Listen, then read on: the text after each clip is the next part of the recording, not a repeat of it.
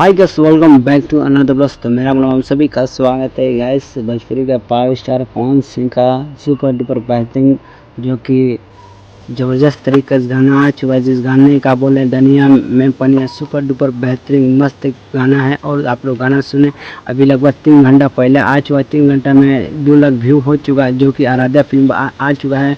जो super duper बेहतरीन मस्त गाना होने वाला है, जो कि भोजपुरी का पावर स्टार पवन सिंह का भी 2, 3, 4 यानी ट्रेंड कर रहा है। और इस गाने का गाई है शिल्पी राज, जो कि बहुत ही ज़बरदस्त तरीके से यह गाना होने वाला है, जो कि आपने हर एक गाना सुने, यह गाना सुने और इस गाने पर रील बने, जो कि सुपर डुपर बेहतरीन। और इस गाने का एक्ट्रेस जिसका नाम है प्रिया रघुवंशी, जो कि अभी इनका गाना ट्रेंड कर रहा है, जो कि दिल ले जा रुमाल। और उसी गाने एक्ट्रेस है जो कि बवाल मचा रही है। और एक समय के भोजपुरी का पावर स्टार पवन सिंह के साथ गाना आने वाले और बवाल मचाती है।